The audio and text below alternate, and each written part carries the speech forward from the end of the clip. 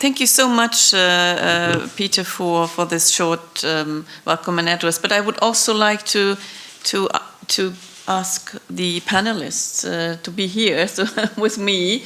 Jan Kantorczyk, Victoria Leukavets, whom I'm so glad to meet, to see again.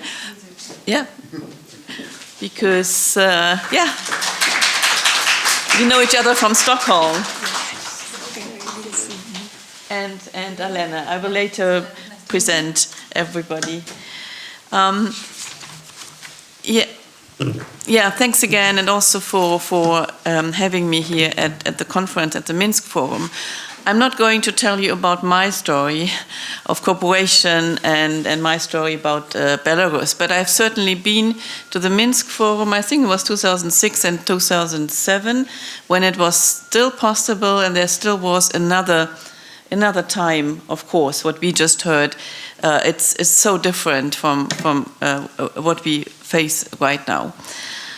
The first panel is about global politics situation in Belarus and around Belarus. So we are not going to talk much, or not going to talk at all, about the domestic situation in Belarus, because this will be the next panel. But what I think, and this was already said mainly, but not really mentioned so far. I mean, we are now in a totally different situation, because there is a major war against Ukraine and against the European security order going on in Europe. So this is the second, or it's the biggest war after the Second World War, which we are facing right now, and it's been launched by Russia. And as you also know, that is the Belarusian regime is, unfortunately, it's a co-aggressor in this war. And this has to be said very clearly. And this is a global situation we face. And as we are talking about Belarus and Lukashenko, who has now been in power for 30 years. I mean, this is incredible. He has still been there. I mean, he has been there for 30 years, like just in one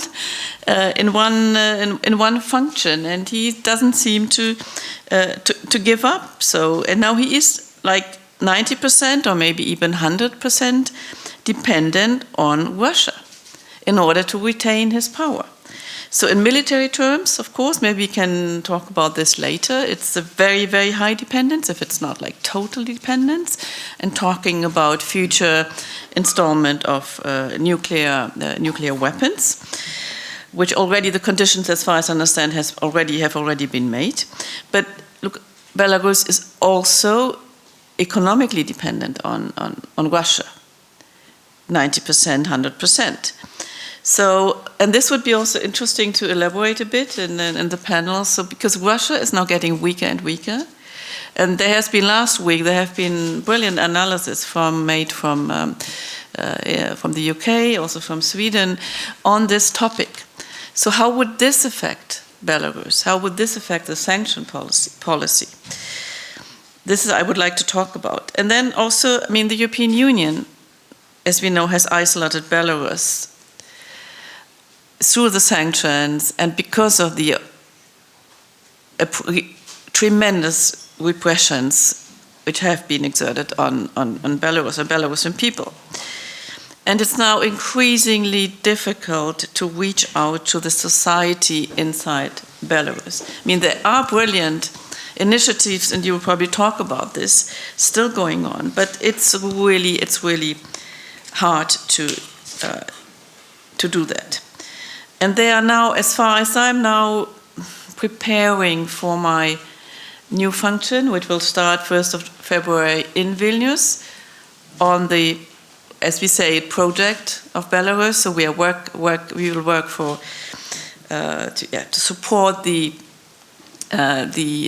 political opposition, to support the democratic civil society, and also to support the possible European perspective, of course, of Belarus through working with think tanks.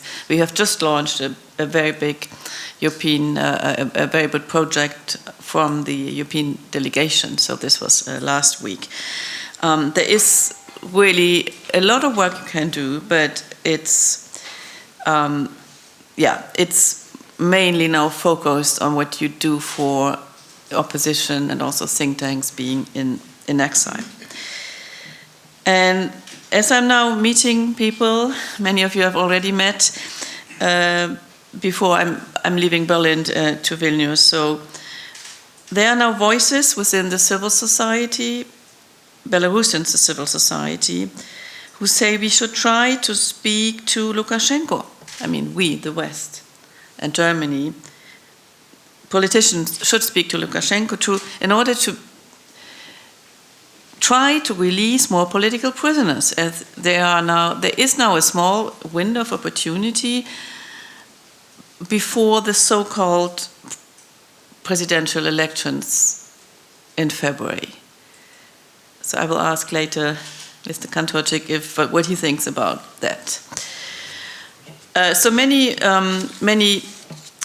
topics we can discuss during this 1.5 hours, and I also would, of course, be very interested to hear the Swedish perspective on Belarus, which is very strong. And I have been myself. I've been working with the Konrad-Adenauer Foundation for a long time, and I've been a desk officer for Belarus. This was in the beginning of the 2000s, so this is why I happen to be also at the Minsk Forum. And I've been to Ukraine 2012 to 2019, a long time, and very, very, very difficult time, of course. And then I have been to Stockholm the last 5 years, and this is how we met. And I've been working not so much towards Belarus, but about politics in the Nordic countries, which was very much related to security questions. And as you all know, I mean, after the full-scale invasion of Ukraine, Finland and Sweden joined NATO, and this was really something we were working with a lot. So many things have changed in global perspective. But I would now like to first give a short introduction of my three panelists. So we have Victoria Leukavets. She is a researcher at the Stockholm Center for Eastern European Study, which has been or is still a partner of Konrad-Adenauer Foundation in Stockholm. And she specializes in the domestic and foreign policy of Belarus, as well as elections and electoral protests in non-democratic regimes. She holds a PhD in political science from Bremen. Is that true? Yeah? From Bremen, from the International Graduate School of Social Sciences. So, welcome. Alena Prikhodzka, she is a journalist since 2007. And until 2020, you have been in Belarus. You worked as a radio and TV presenter and editor. Yeah. And in 2021, you left Belarus due to the threat of repression. And then you lived in Kiev for some time until, again, the full-scale invasion of Russia into Ukraine. And there you worked, among others, for the YouTube channel Partisan Wave. And you have done investigations into illegal migration through Belarus. So this would, among others, this would be also an interesting topic. Maybe you can say a few words about this. And Jan Kantorczyk is well known to everybody, so I was said, you don't really have to present him. But he's now head of division for Council of Europe and the OSCE in the German Foreign Ministry, and has a long experience in various functions at the German embassy in Minsk and also at the German embassy in Moscow, and of course other functions in the foreign ministry. So welcome again. I would like to start, and I would like to give you each, because we are only three, we have got time. I would like to, you have the opportunity to speak up to 10 minutes for the first input, and then we have some questions, and then we reach out to the audience. So first, if I go this row, because you, that's okay. Or do you want me to do it the way we have it on the list? What do you like? You can go. Yeah, ladies first. Okay. So then I would ask Victoria first. Also Victoria, because I know you have worked on the effects of these sanctions against Belarus. The question would be: do they work? And can they be made more consistent? And also, there was a recent decision not to let cars with Belarusian number plates into Lithuania and Poland. Has this been a mistake? What do you think? And later I will ask you about Sweden's policy towards Belarus, and I still have another question. But maybe we can also, you can include into your input this question about what do you think is actually the European Union doing mistakes by imposing so strict sanctions? Welcome. Yeah. Thank you very much. Good morning, everybody. It's a great pleasure to be here today. Huge thanks to the organizers for setting up this important event, and wonderful to be part of this panel discussion. And of course, to reconnect with you, Gabriele. Huge thanks to you for supporting our Belarus-related events in Stockholm, and I'm hoping for continued cooperation in the future. Yeah, so the question that you raised is extremely topical and relevant. Sanctions has been the crucial policy tool in the EU's policy toolbox towards Belarus for quite a long time. But it's important to know that sanctions is a highly polarizing topic, both amongst Belarusian experts, but also Belarusian democratic forces, Belarusian democratic movement at large. And when we speak about sanctions, their effect, it's also important to keep in mind that there are different types of sanctions. Very broadly, in very crude terms, we can divide them into two big groups: individual sanctions and sectoral sanctions. So individual sanctions are imposed, as the title suggests, against specific individuals. And the main measures which are included in this type of sanctions are asset freezes and visa bans. And when we speak about the effect of these sanctions, we can see it rather immediately. The West, the European Union or US would impose individual sanctions against specific persons, designate them, and they come into effect at once. What is slightly challenging in terms of effect, to see the effect, is sectoral sanctions. Sectoral, which target specific crucial segments of the economy. In case of Belarus, those would be, for instance, energy sector, potash sector, wood industry. So some analysts would argue that you would need to have a longer breath to see the effect of these sanctions. And in this respect, the existing analysis has been rather divided.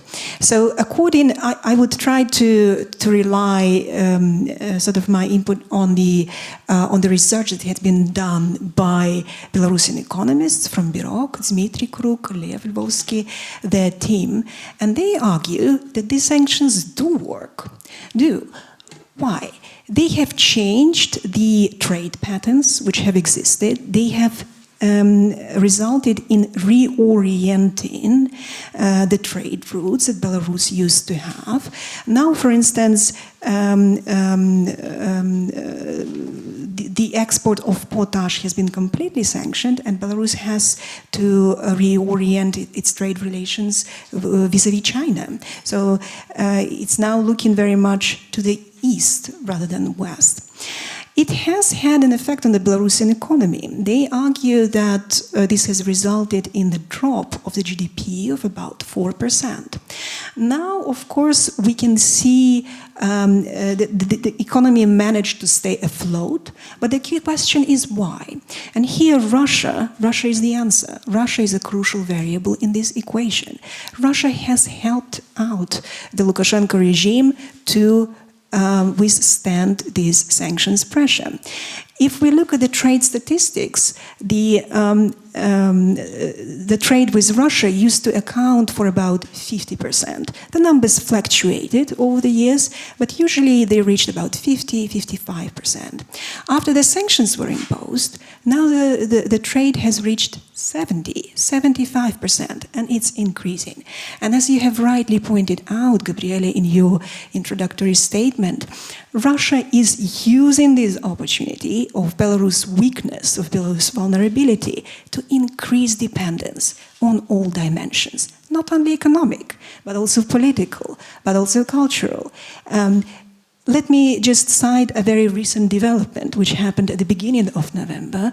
Russia and Belarus decided to create a so-called media holding, which is going which is expected to take effect in 2025. What does that mean? That means that Russia will have even a stronger platform to promote its narratives, its discourse, monopolize the media space in Belarus.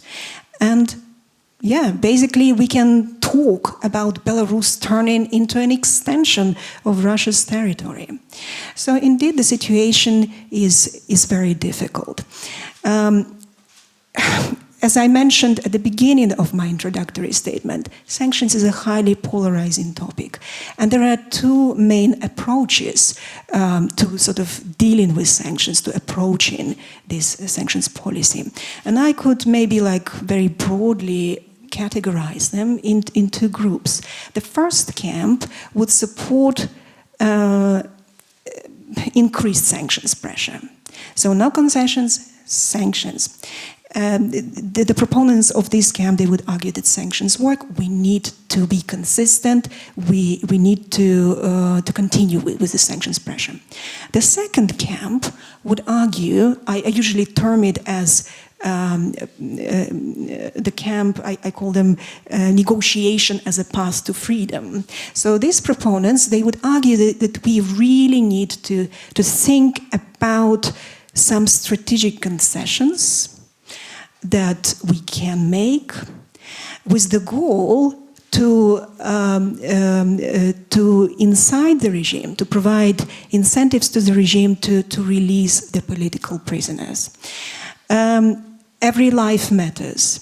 And there are still many people behind the bars in Belarus which are held in inhuman conditions. And it's totally understandable that it's important to develop a strategy on how to save those people.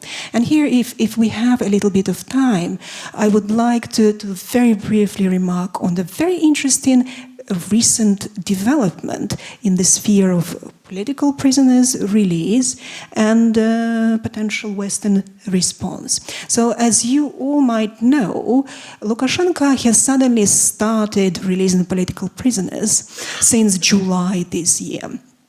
And the most recent release happened in November, when he freed about 31 individuals from prisons. In total, there have been about 5 waves of such releases, and around 140 people have been freed. So what is he doing? What goals does he pursue with that? And how can the West respond to that? So I would argue that he pursues at least 2 main objectives. And he targets both domestic audience, but also international audience. What does he try to do domestically? The elections are coming up. He's trying to humanize his image. He's trying to decrease the social pressure in the society. Interestingly enough, what does he do? He stages these releases around crucial dates, like, let's say, National Day of Unity, which was introduced in 2021 after the protests. So he's trying to create this, to send this image, message of reconciliation, of decreasing the social tensions. But we need to remain vigilant for at least 2 reasons. Reason number 1, many political prisoners, the key political prisoners, they still remain behind the bars. Maria Kolesnikova, Ales Belatsky, Viktor Babarika, Sergei Tikhanovsky, and many, many others. They're still behind the bars. And most importantly, Lukashenko does not stop with the repressions. The repressions continue as we speak here today. And that's why many analysts, they speak about this phenomenon of political imprisonment in Belarus as a revolving door. Revolving door. So basically he releases some and brings into prison more political prisoners. So we need to be very careful with evaluating what Lukashenko is doing. So that was goal number one, targeting domestic audience. If I may have a few more minutes on the second goal, which I think is very important in the framework of this discussion, he's also trying to target the Western policymakers. He is basically, with this policy, trying to test the waters for dialogue with the West. Lukashenko is a very pragmatic leader, very opportunistic leader. He is keeping a very close eye on various theaters, on the European theater, regional theater, on what's happening across the Atlantic. Now he sees Trump has come to power. Now he says there are certain changes in the European Union. What windows of opportunity can this open? And he might be just, as I said, he might be testing the resilience of European Western policymakers, of trying to see if the scenario which happened in the past, and let me remind you, that was 2016, when the European Union withdrew most of the sanctions from the Lukashenko regime in response to him releasing the political prisoners. So he had this positive experience in the past. He might be trying to see if this will work again. But I think we really need to be careful. We need to be careful. We need to invest in developing a coherent strategy. We need to calculate our steps. We need to make what concessions in which spheres we might be able to make, but as I have already said, we just need to be extremely careful with that. Yes, it's a delicate balancing act, but we really need to invest our efforts into developing this strategy. And in this respect, my final note, Gabriele, if I may, might be on the upcoming Polish presidency. From January next year until June, Poland will be taking the presidency in the European Union. And Poland has always had very close ties with Belarus. Poland has a natural interest in Belarus. Poland was one of the creators of the famous Eastern Partnership program. I think Poland will be well suited to bring this issue of political prisoners and keep it high on the agenda of the European Union. On this note, thank you very much. I'm looking forward to our discussion. Brilliant. Thank you so much, Victoria, for this first input. And I would then like to now give the floor to Alena Prikhodzka. And I already presented you a little bit, so you've been a journalist and still working as a journalist. I would really like to also go in that line. We spoke about sanctions and how the isolation of the European Union towards Belarus. So would you say that the Belarusian people feel a bit forgotten by the European Union or abandoned after what happened, because they are now forced to they're trading with Russia, and it's like Russia is more and more dominant in Belarus. So would you say this is this is something which is happening right now? And then I would also like to say a few words about the issue of migrants coming through Belarus. Yeah. Hello, everybody. Thanks for the invitation. I'm a little bit continuing the theme about sanction. like Victoria say, you know, when we thought a sanction like a topic, like a law, like a scripture, it's one point. But another point, how the scripture implemented in practice. And in this case, journalist investigators were working on this board when we searching how the bad guys try to find the ways to reach out these borders and this scripture. And in this case, we thought one point, when the sanction against Russia started, it was really a good and strong tools against Russia. But on the same moment, they didn't start against Belarus.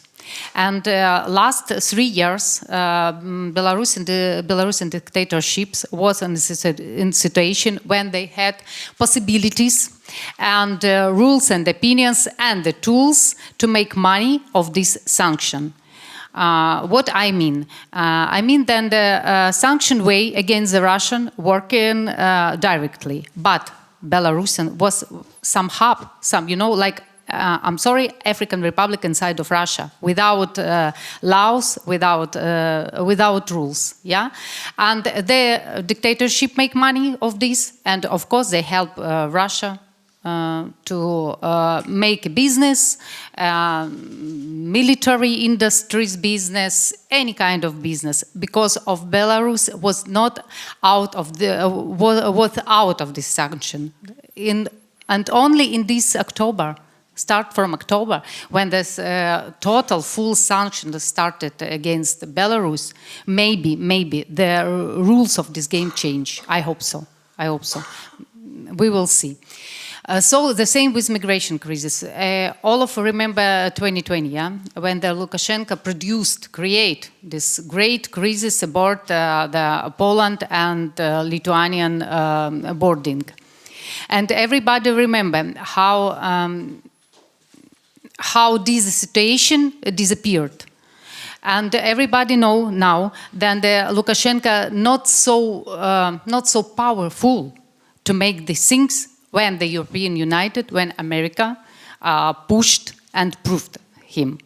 What I mean, for example, I made a report about how these migration flows going on, and how it's worked when the migrants from Arabian country came to Belarus, and then they go through Poland in Germany, exactly in Germany. We made this case, and it was with all of these ways was produced with Belarusian Secret Service, with Belarusian private company. I mean, they help with visas, and also they produced with close service. All of Belarusian government services working of this crisis. It was not something. It was not something about. We say then it was, you know, humanity weapon. It's live weapon, and Lukashenko used it. And it's beginning, and it's stopped suddenly. And now, maybe above every day in Poland boarding, above 50, 70 people try to cross border unlegal way, but it's 50, 70, not 300 or 500 peoples. Mm-hmm. So, but crisis till now, and one of the point of Lukashenko say then you didn't give us money for security boarding, yeah, so we give you problem. It was one of the point of his wish list. Okay. Yes. Yeah, I think I need one. Okay. Thank you so much, Alena. So this was a little bit on migration, and I mean, just a follow-up question, the so-called phone call diplomacy. I mean, I think Angela Merkel phoned Lukashenko, if I'm not mistaken. This was during the migration crisis, and I don't really know the outcome, if it has helped. But now, as I said in the beginning, there are now civil activists from Belarus saying, well, we should have this phone call diplomacy again, call him in order to release more prisoners. So what would you think about that? We don't know exactly how it's working, because this, like Victoria say, now is raising above 176, I think, people, yeah? And nobody knows exactly 100% which way we did it. But we have, for example, we have examples like work in these diplomatic ways and flows with Switzerland. And also we have cases like ex-prisoners, after they raising, they have a possibility to go in a European country for rehabilitation, to start a new life, because, you know, in Belarus, when you raised from the prison, your treatment doesn't stop, they are continued. And we have many cases and many proofs about it, because when the person raised from the prison, they start to came every day. The police and KGB start to came every day. They come to your houses. They treat your neighborhoods, your families. You cannot find job. You cannot find normal life, and also you cannot get normal rehabilitation, physical, mental rehabilitation, because after Lukashenko prison, when you raise it up, you became, I'm sorry, invalids. Physical and mental invalids, it is. And these people, they need of this rehabilitation, and they cannot take it in Belarus. And we have good cases, good examples. It's not for maybe representation and showing for all words, but we have good examples with Switzerland, for example, when the people come in Switzerland and they have this, they can get this help from European countries. It's also one of the main points. And in my point of view, this diplomatic ways, it's one of the real working and powerful instruments till now. Even in situation we stay. Even when, for example, consuls or diplomats or ambassadors didn't stay physically in Belarus now, but these flows working, this kind of relationship working, and in this moment, I think it's one of the powerful way to continue this work. I think it's, yeah. Yeah, thank you again, Alena. Then I would also like to ask the same question to Jan Kantorczyk. What do you think about this? Would this be doable, like the phone call diplomacy again? Would this change anything? So what is your position on this claim? But as you are now the head of the division for the Council of Europe and the OSCE within the German Foreign Minister, I would like to elaborate a bit about what can the Council of Europe and the OSCE do on Belarus, and also, like, let's say, in case that the war finishes, the war against Ukraine on terms which are favored for Ukraine. So what would be a possible scenario also for Germany to deal with Belarus, including OSCE, including, as we said, the Charter of the United Nations? So, yeah, please. Maybe we have another one. So many questions. Yeah, there will be more. Yeah. Good morning to all first. I'm really delighted and honored to be back at the Minsk Forum. I remember my first participation at the Minsk Forum, that was some 23 or 24 years ago in Minsk, in the IBB, different times, and for a number of years I participated regularly in the Minsk Forum. And it's good to see that the forum is still alive and still relevant, and it's capable of assembling a lot of people which are interested in the present and the future of Belarus.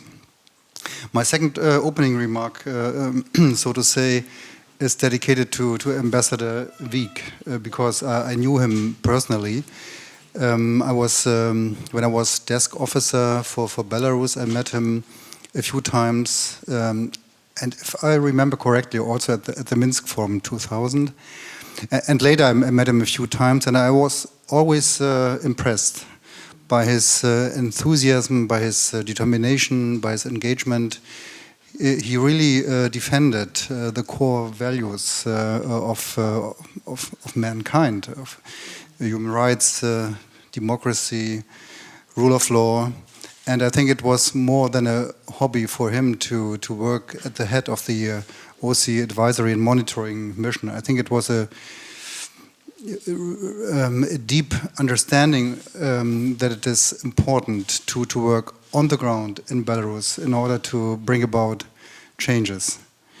And the mere fact that after he left, the mission was closed by the government of Belarus showed that his work was effective to a certain extent. He brought about changes, and so the presence of the OSCE was obviously regarded as a threat, and that's why the mission was closed.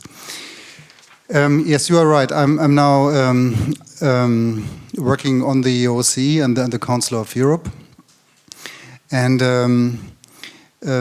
Belarus has a long relationship with both organizations, and we can surely detect the long lines which were mentioned in the beginning of our meeting, also in the relationship of Belarus with these two pan-European organizations. Belarus is a member of OSCE since '93, and participating state, as we call it, has an ambassador in Vienna, and takes part in all decision-making of the OSCE. The OSCE is a consensus organization, so you need the agreement of all participating states in order to take decisions, which makes it really difficult. And when the OSCE presence in Minsk was closed, the government of Belarus simply withdraw its consent to the presence of the OSCE, and that's why it couldn't function any longer. Of course, the situation has changed dramatically, I would say, in the OSCE after the start of Russia's war of aggression against Ukraine and the role of Belarus as a co-aggressor in this war. Belarus has long stopped to invite the OSCE to observe elections. I was in 2008 a short-term observer for the OSCE in Belarus. I was deployed to Minsk at that time, and some years later, Belarus stopped inviting OSCE to observe elections at all. So there's a long history, I would say, of non-observing OSCE standards and principles. And this is a core commitment every participating state has to invite the OSCE to observe elections. I think the non-issuance of an invitation has a reason, and we all know this reason. So what can the OSCE do at present in order to be active on Belarus? I think the answer is short, but it's not meaningless. What the OSCE is doing right now is to to observe and monitor the human rights situation in Belarus. It has used the instruments at hand. There's, for instance, the Moscow mechanism, which was initiated 2 times in the last 4 years by the OSCE in order to assess the state of the human rights situation in Belarus. Several experts were nominated to write a report on this. The reports were presented in Vienna, and they clearly showed that Belarus neglects its commitments with regard to human rights standards in the OSCE. Moreover, it has not been cooperating with the rapporteurs and also with the participating states, which answered additional questions to the government of Belarus. These questions remain unanswered. But still, there are reports. There's an assessment of the situation, and I think this is a very important and powerful tool. Another is the International Accountability Platform for Belarus, which has been founded by the OSCE, which brings together NGOs working on human rights, democracy, and the rule of law. The aim is to also to gather evidence in order to hold Lukashenko accountable. You may say this is not much the OSCE is doing, but I think under the present circumstances, this is what can be done. There's a group of friends for a democratic Belarus, composed by several participating states, including Germany, at the OSCE. And last week they held in Vienna a meeting with Svetlana Tikhanovskaya, who is together with other representatives of the democratic Belarus very often at the OSCE, both at the Parliamentary Assembly of the OSCE, but also at events of the participating states, and delivers their opinion about the state of play in Belarus and what could be done. The OSCE also invites representatives of the civil society, for instance, to human rights conferences. So there are contacts, there is an engagement. The Council of Europe is different. The Council of Europe wanted to have Belarus as a member, but it never came to that. For a very simple reason. Belarus is the only country in Europe having the death penalty. And this is a prerequisite in order to become a member of the Council of Europe. And there were long ambitions and strategies and efforts from the Council of Europe in order to convince Belarus to abandon the death penalty, but they never did, and so Belarus never became a member of the Council of Europe. Nevertheless, there were some activities. Belarus signed a number of conventions of the Council of Europe. The Belarusian representatives also participated in meetings, both of the Committee of Ministers in Strasbourg, but also of the Parliamentary Assembly. But all the government activities, they stopped after Russia began its war against Ukraine. Since then, the Council of Europe focuses on the cooperation with the democratic forces of Belarus. And here, there are very important results, I would say, of this work. Representatives of the democratic forces of Belarus have long become a standing partner of the Council of Europe. They participate in in all kinds of meetings.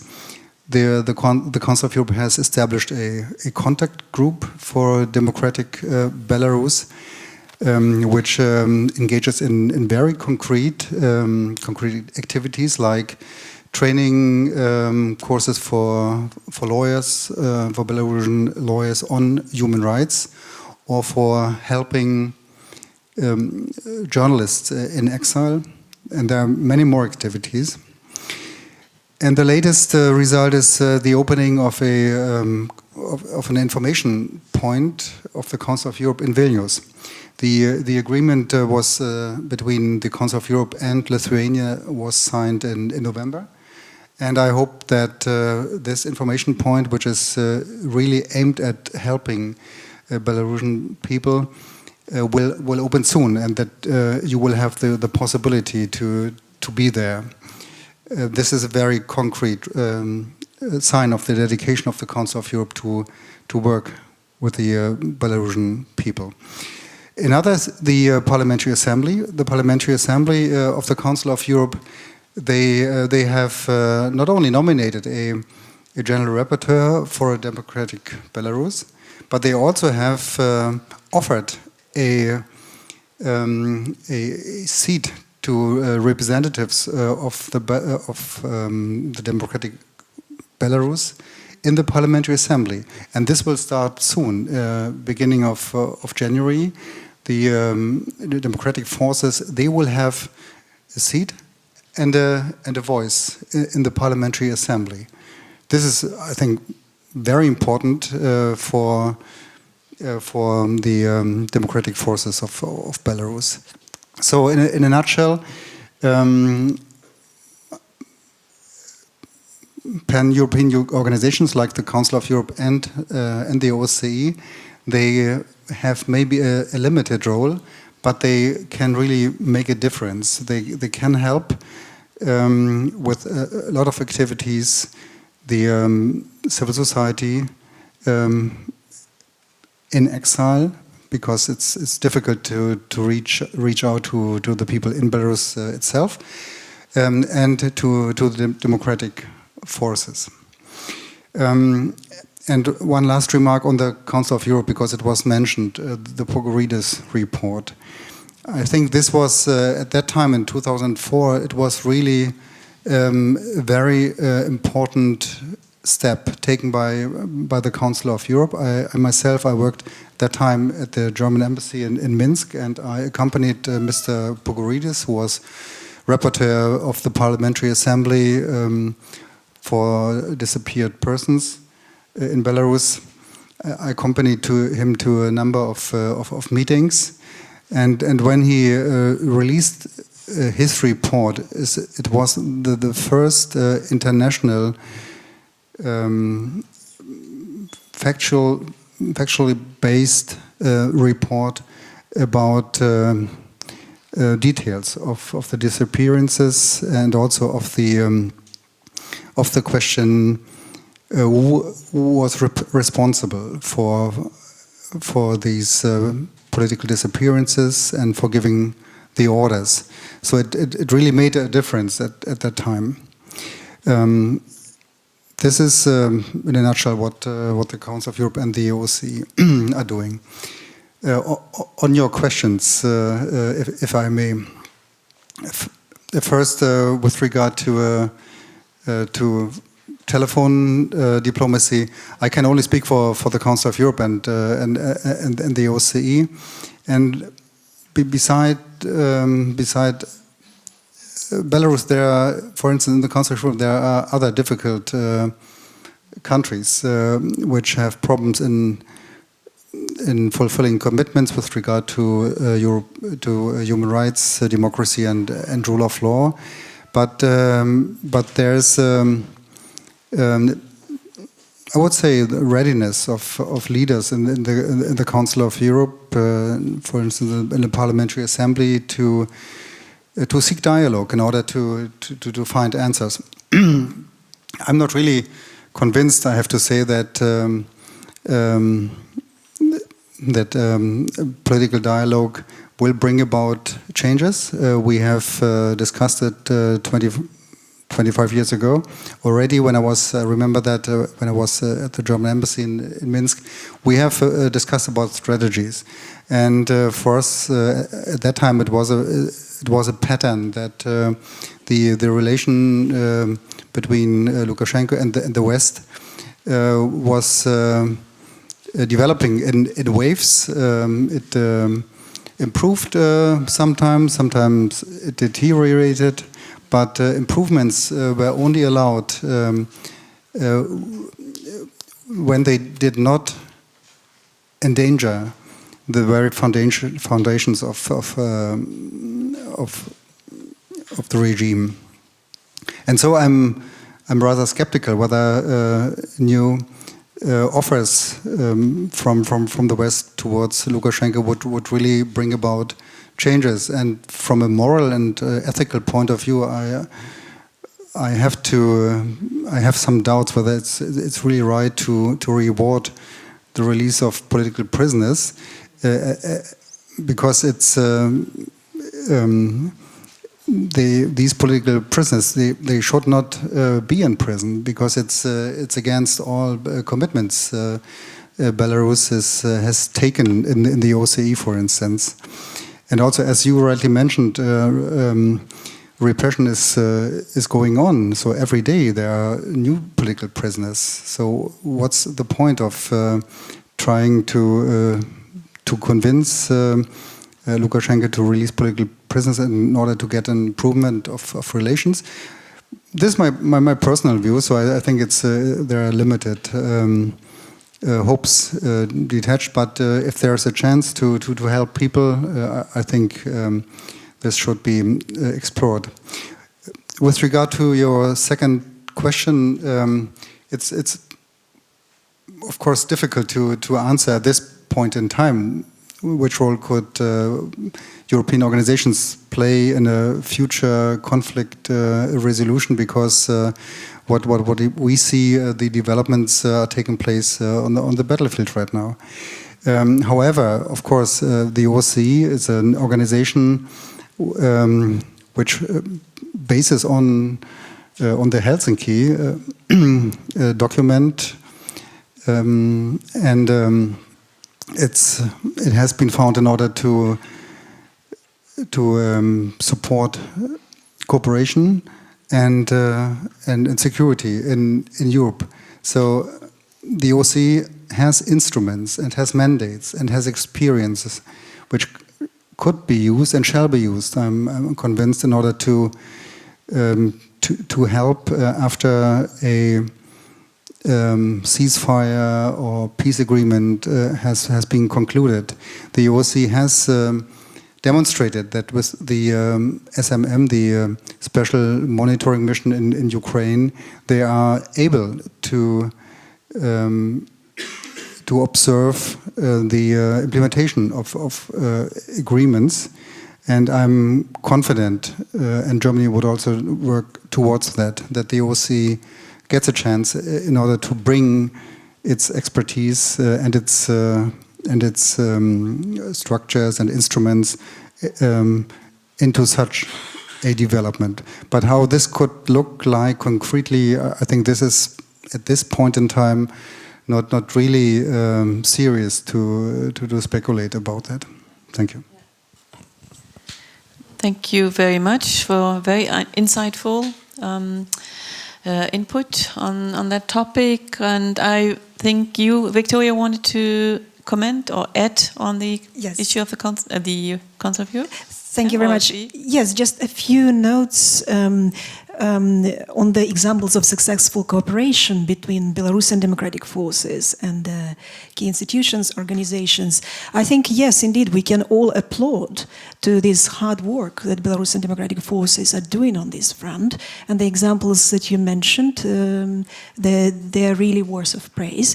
I would like to a little bit expand on the aspect of interparliamentary cooperation. And I think we can also mention the memorandum of cooperation which was concluded by the Belarusian Democratic Forces and the European Parliament earlier this year.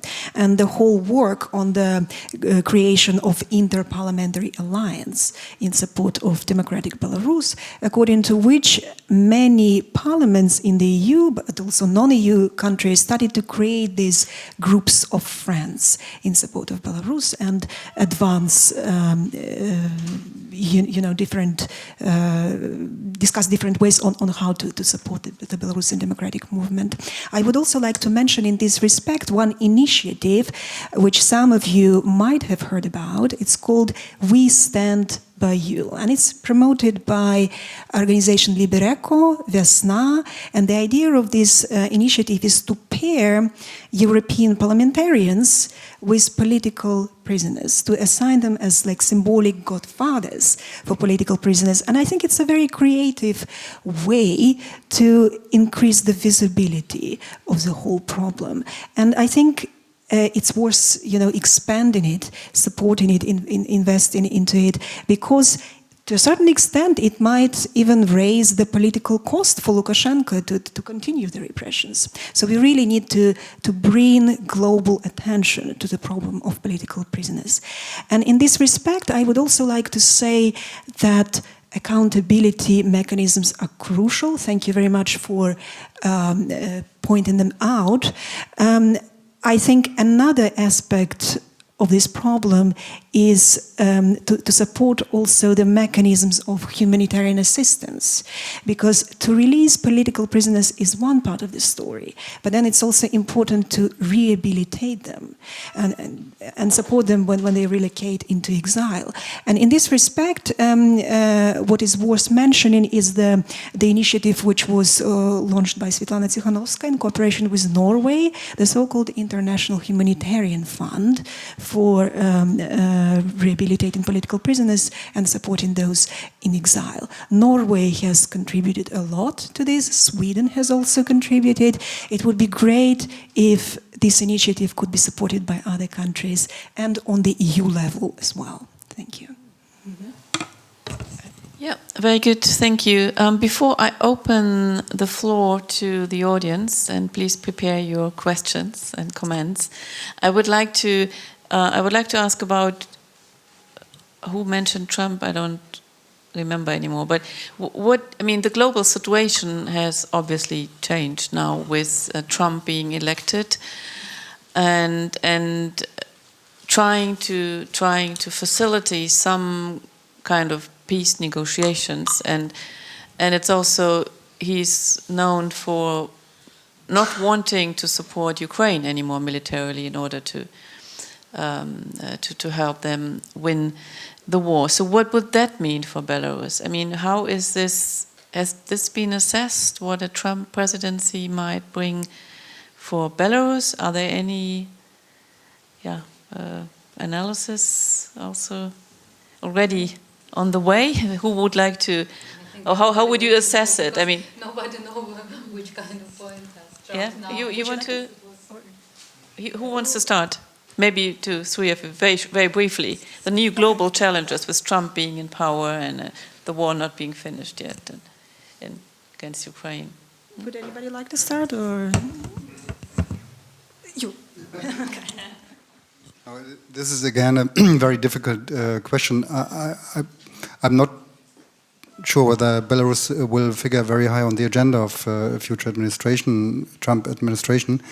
But of course, if he will be able to get an end of Russia's war against Ukraine, this would certainly also have repercussions on Belarus. But again, I think this is speculation at this point in time. I personally, I'm not involved on this issue, but I haven't seen any strategies also from the future Trump administration with regard to Belarus. Just a small remark, because nobody knows what's happened, the truth, and what the Trump proclaimed before he became in this president company, and what he will do it in reality. It should be different things, maybe. But anyway, we hope then the general position about Belarus didn't change, and we hope and we try to prove this narrative that the Belarus don't have to be expected like a part of Russia and like a part of Russia's strategy.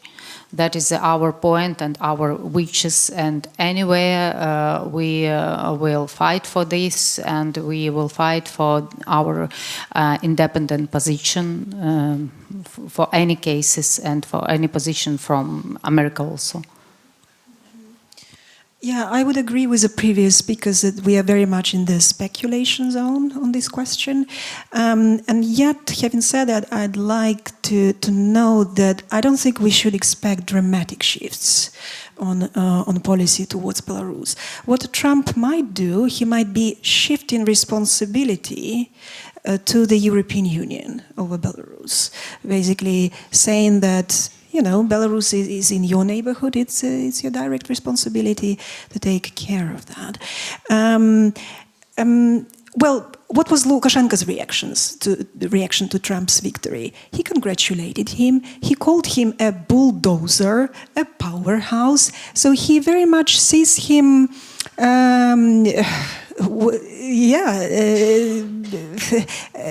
as a potential partner for cooperation. I think Lukashenko has certain hopes that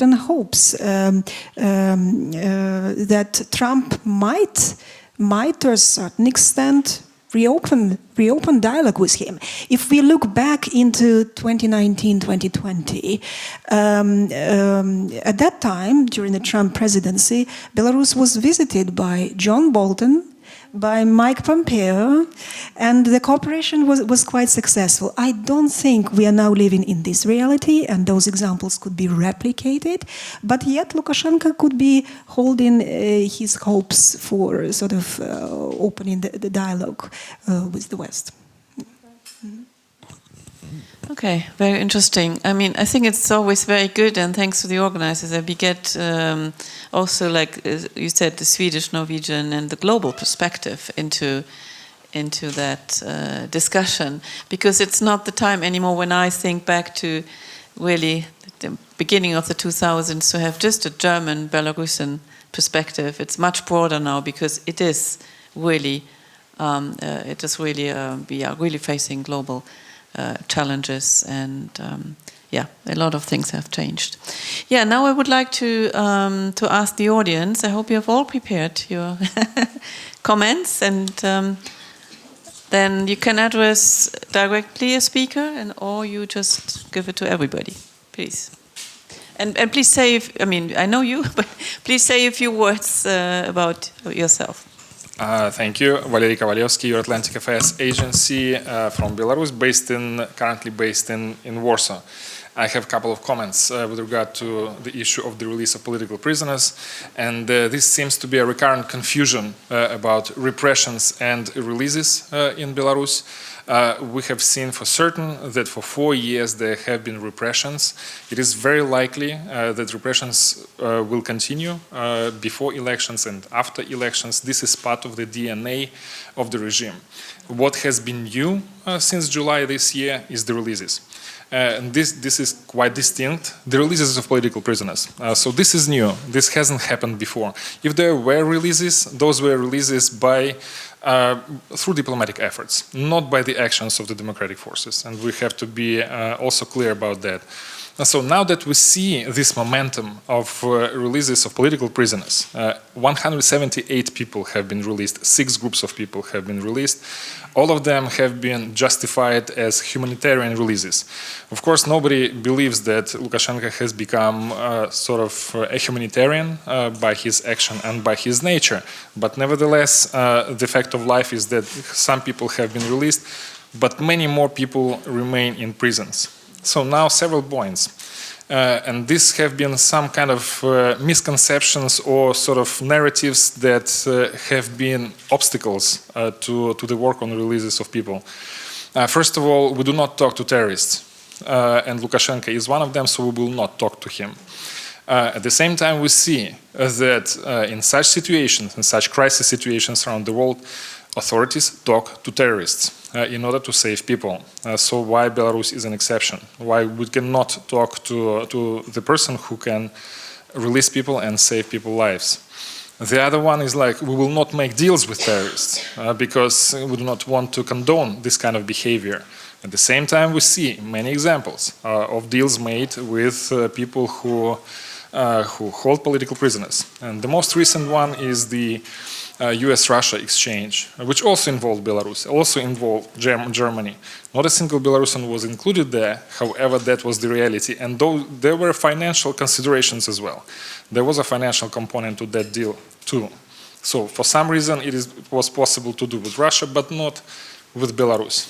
Also, I would dispute this notion that it is unethical to talk to Lukashenko about the releases of people when we know that repressions continue. I think at the moment, when we speak about the toolbox that Western governments have and political structures of Belarus have on the democratic side, there are instruments that we can use in order to save people. It is our moral responsibility to use what we have in order to save people's lives. There have been already 7 deaths confirmed in Belarusian prisons. Many more are coming. If we continue watching this space without inaction, this could lead to more deaths, to more people losing their lives and losing their health. That's why I call for more active diplomacy at the moment. Active diplomacy is required in difficult situations, in crisis situations. And we see that the diplomacy from the West has been rather passive until now. And I think this is the right moment to kind of reconsider this kind of approach and see what could be done in order to save people, especially given that Lukashenko has signaled that he is willing to talk and put his own principles aside when it comes to releasing people through the sanctions relief of some kind. Thank you. Thank you. So I think I will probably collect some comments because this was not a question. So no more so far? No? But would you like to? I mean, this is a bit the opposite. This is why I was aiming at this question. Would you like to? Thank you, Valerie, for your input. Well, if I understood you correctly, you kind of supported my main points, which I raised. So we are in a phase when we really need to think of a calculated strategy on how to save people. And the specific elements of this strategy, they are, of course, not for public discussion. This, this is a very difficult, complex discussion which should involve different stakeholders.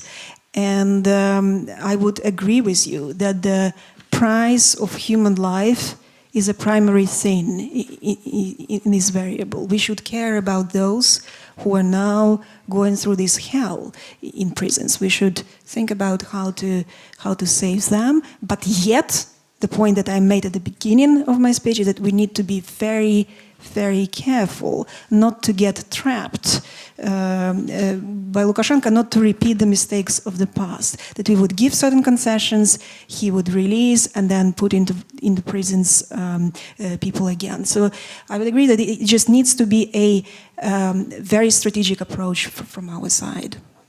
Yeah, thank you. Thank you. I would like to, because it was mentioned also the ties between Belarus and Russia, of course, very strong ties now, but also between Belarus and China. So what would that mean? I mean, does Belarus now, what kind of significance has Belarus for China? I mean, I think Lukashenko is really trying to reach out, to meet. I think he even meet Xi Jinping. So what does this mean? I mean, this is really a totally new strategy, and how can we, as European Union, answer to this shift away from Europe, together with Russia, maybe to China? Yeah, maybe just a few quick points. So I think what Lukashenko is trying to do now, he is trying to reach out to all kinds of partners in the East, not only China. He's also exploring possibilities for cooperation with Saudi Arabia, with African countries. China is a big market, a lucrative market, but it's also a very difficult partner to have. China has a huge appetite, and China's sort of conditions for cooperation are a little bit different from those conditions which Russia sets. Over the last 30 years, what has Russia done? It has basically sponsored Belarusian economy with cheap energy resources, both oil and gas, and also loans on very preferential conditions. Sometimes Lukashenko would be able to use his personal connections with Putin and just cancel the payment of interest rate on the loans. It's a little bit more difficult to apply the same playbook, if you will, vis-a-vis China. So there are certain limitations for his cooperation with this country. But naturally, as I said, he's exploring his possibilities. I don't think he will be able to outbalance Russia's influence through China or through other countries in the East. But yes, it's natural for him. He is trying to diversify his trade partners. Just two fresh examples about connection between Belarus and China. One of them is Chinese credit for $500 billion to make a new production with potash in Belarus. This credit gave Russian oligarch Gutseriev. He's one of the friends of Lukashenko.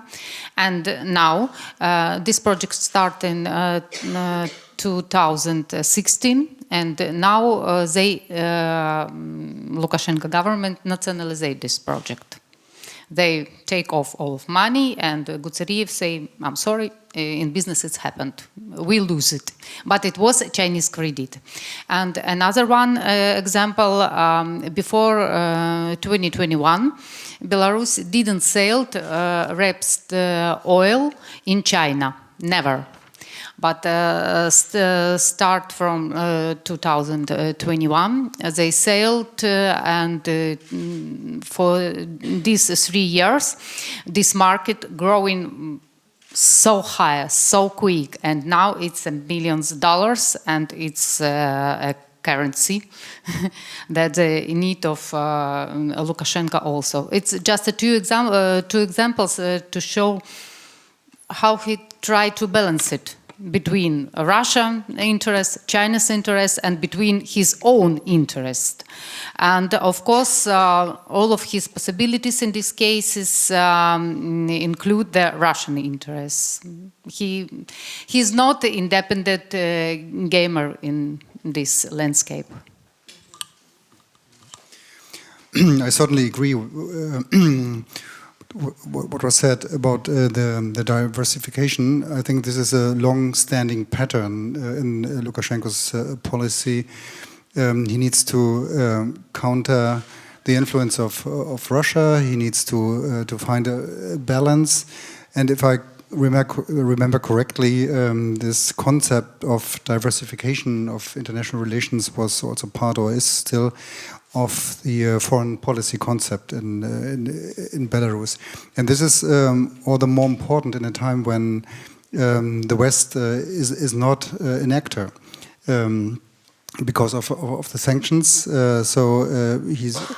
If you want to counterbalance somehow the ever-growing influence of Russia, he needs to reach out to other partners like China and maybe African and in the Middle East. I also think that, for instance, China as a foreign policy partner is maybe more convenient for Lukashenko because they do not have the expectations that in terms of human rights and democracy and so on. With regard to relations with the European Union, there's still an EU delegation in Minsk, so there are channels if there's an interest in order to explore possible themes of for dialogue. I'm not speaking about cooperation, but in order to explore perspectives, there are ways and channels to do that. And one issue could be, for instance, in my view, the issue of migration. This is a very pertinent one, not so pressing like 2 years ago, but still, I could imagine that there is an interest on the side of the European Union and on Belarus in order to discuss this, as maybe this could be a first step towards exploring avenues. I'm not speaking about cooperation and even maybe not of dialogue, but exploring ways in order to see what could be done under the present dire circumstances. Good. Yeah, we have one more question. Yeah, please, or comment. I can give you my microphone. Oh, you microphone by myself. Well, I also don't have a question, but some remarks. I'm Pavel Sviatlo, editor-in-chief of European Radio of Belarus. So I have some remarks on the question of sanctions, because this discussion started from a question of sanctions. So I think it is a false approach to think that the goal of sanctions were to stop economy of Russia or economy of Belarus. I think it's not right. The goal of sanctions was to leave to Putin and to Lukashenko less money to go to the war, yes, to finance the war. And in this angle, I think sanctions work very well. And you mentioned the export of cars. For example, export of cars to Russia became much more expensive because of sanctions. So they spend much more money to doing their ordinary things with economy. But the problem is that sanctions against Belarus and sanctions against Russia are not equal, which give to Lukashenko a possibility to get some more money in helping Russia to avoid sanctions. And he, of course, does it. We have a lot of examples of it. So by leaving less money to Putin, at the same time we see how Lukashenko gets more money for repressions, for example, more money for his police, for his army, and so on. And what to do with this? Well, maybe it's a question, what to do with this as a result. Maybe something changed from this October. Thank you. Thank you very much. I think you raised an important issue about synchronization of sanctions between Russia and Belarus. And you're right, until quite a long time, those lists were absolutely different. So what would happen is that those goods that are not sanctioned for import into Belarus, they would be imported by Belarus, but then end up in Russia, fueling Russia's war effort. In this respect, I'd like to bring up one recent study which was done by Norwegian analytical company CoRisk. And what they showed is that, so they did research on one specific product, on trucks and parts of drugs. And they showed that such countries as Netherlands, Germany, Sweden, they continue exporting these goods into Belarus. And of course, these goods don't end up, don't stay there. But having said that, I would like to mention the June 2024 sanctions package, which was a very comprehensive package, and it significantly contributed to closing these loopholes, to synchronizing the sanctions between Russia and Belarus. Yes, some loopholes still exist, and it's up to the efforts of investigative journalists, some structures in the Belarusian democratic forces, such as Belpol or National Anti-Crisis Management, to uncover these cases. We, for instance, cooperate closely on this track with all these structures, and we prepare our, so to say, shadow recommendations for the EU policymakers on how to synchronize these lists. So I would say that this June sanctions package, you will see the effect of it quite soon. The synchronization is happening. The policymakers are understanding the importance of it. And they started from October, this packet, and they started from October. And in this case, just to follow you, the main point now to make a good controlled how this sanction implemented, and good control, also civil control. And in this case, for example, investigation journalist, one of the good tools for this control, to uncover this, to investigate this, to show how it's worked, to reach out. And if this synchronized sanction now started working, I think during this year we will see another completely different results, also in political case. Okay. Yeah, thank you so much. Very interesting. Thank you for the question as well. Yeah, just my last question, or you want? Okay, I would like to ask every of you at the very end of this session. So you mentioned the Poland's presidency next year of the European Council. Yeah, is it from January onwards? From January onwards. So if you had something to advise, or you would like to say, what would be your point in giving to Poland, like 1 or 2 sentences, and then we take your question, yeah? Could you say, well, this is what I would like to be dealt with, definitely by the next? Yeah, thank you. I think this is a very important presidency of the Council, because Poland has an important position to play with regard to Belarus as a neighbor, but also Poland is very much affected from developments in Belarus, and I'm confident that they will place Belarus on its agenda. So my wish or expectation would be that Poland, of course, continued to support the democratic forces of Belarus in exile, but maybe also to explore options to work with the people in Belarus. And that's why I was mentioning the EU delegation, because there are still channels. And this, in my view, would be the number one wish, to support the people. And also to see whether issues could be identified of common interest and explore and ways explored how to discuss these issues with the government of Belarus.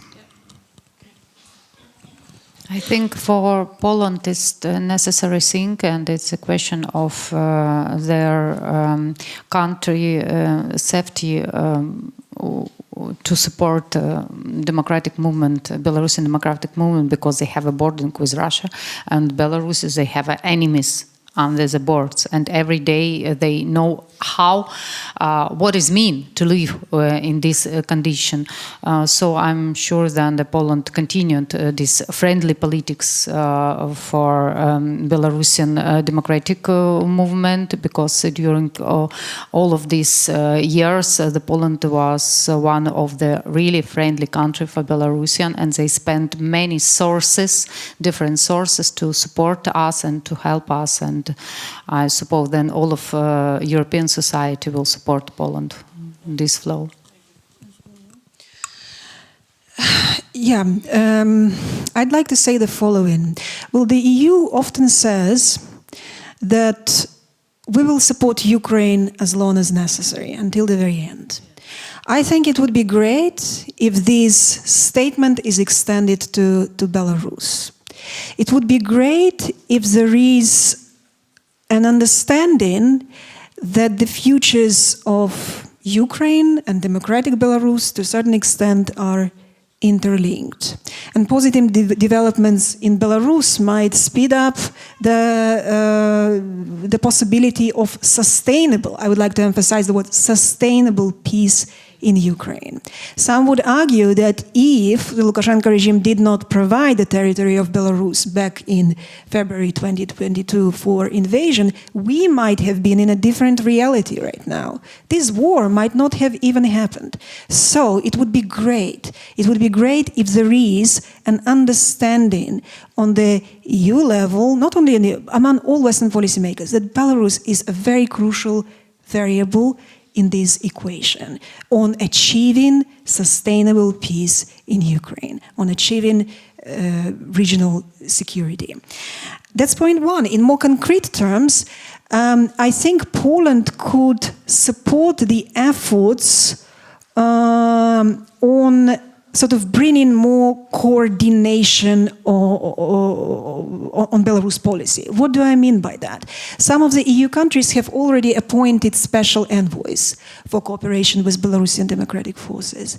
It would be great if there could be a coordinator on the EU level who would be responsible for all matters related to Belarus. That could be like a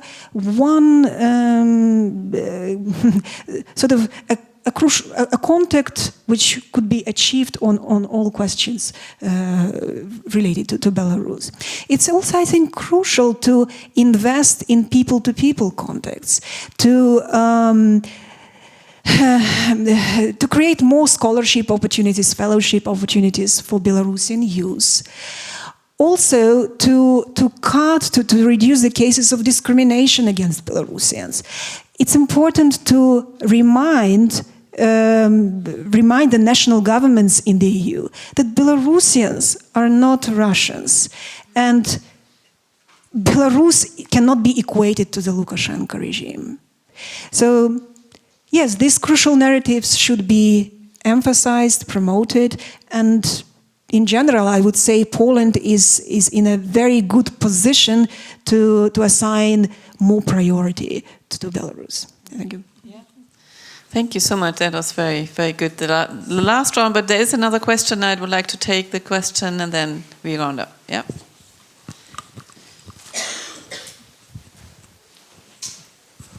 Thank you. Viktor Susikov, Mission of Democratic Belarus from Brussels. Well, first of all, I would like to thank the panelists for very enriching explanations. My question is related to a question what you, Gabriele, said about the last question, a little bit in the wider context. What we see now, the increasing cooperation between the two dictators, Lukashenko and Putin. We see the impact, or basically the integration of the economies, Russian and Belarusian, which goes stronger and stronger. We see what I've heard today, the common media area that's being created. Recently, what I've read the article in the media zone about that basically the Federal Bureau of Investigation, the KGB of Russia and KGB of Belarus are cooperating together, and there is one common wanted list of people.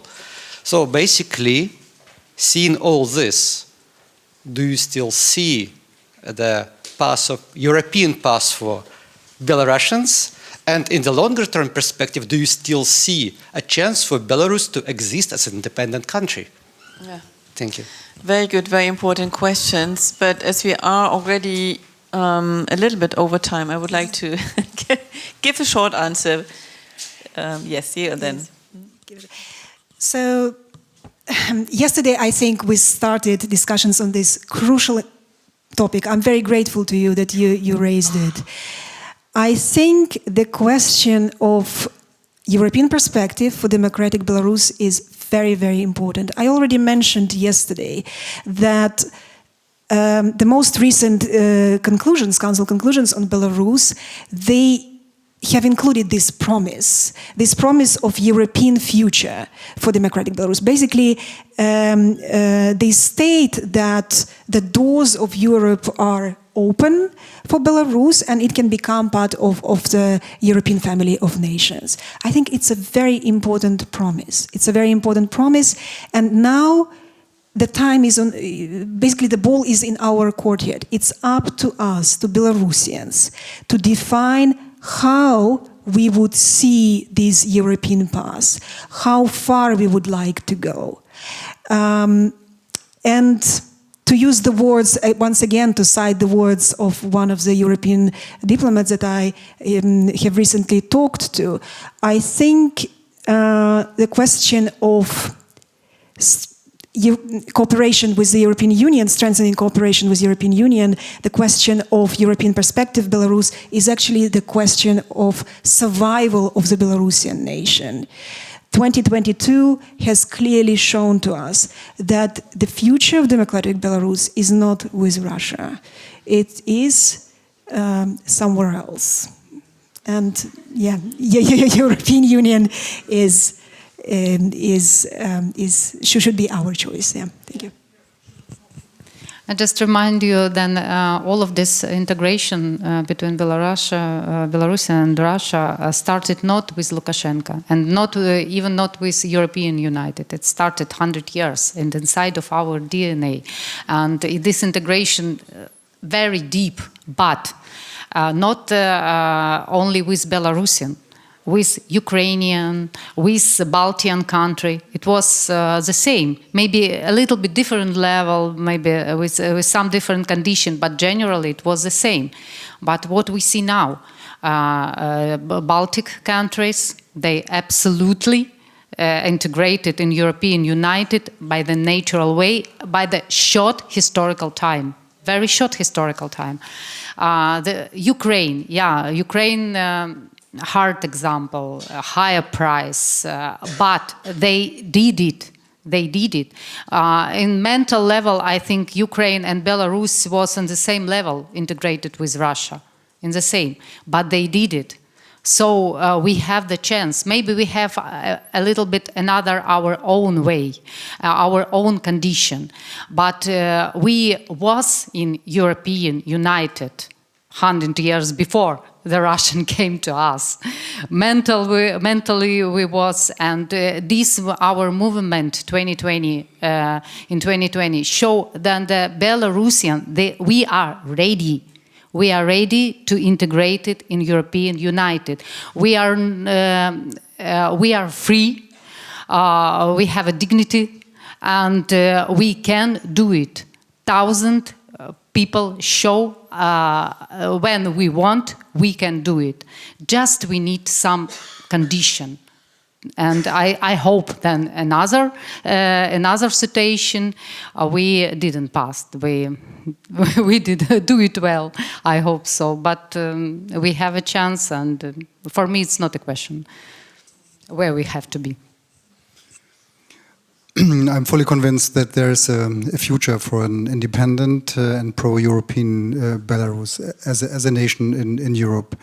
And I think it's important that the Belarusian people has the possibility to make its choice and to decide on its future path. It's our obligation as European Union or European countries and Council of Europe to help the Belarusian people on this way, to make proposals, to invite them for cooperation, to realize all the possibilities we have, and to welcome a democratic European Belarus in the family of European nations. Thank you. Oh, thank you so much. This was a very good word to the end of the first session. I would like to thank our panelists. It was really good. And also, the audience putting up some questions and comments. So we have an applause, I hope.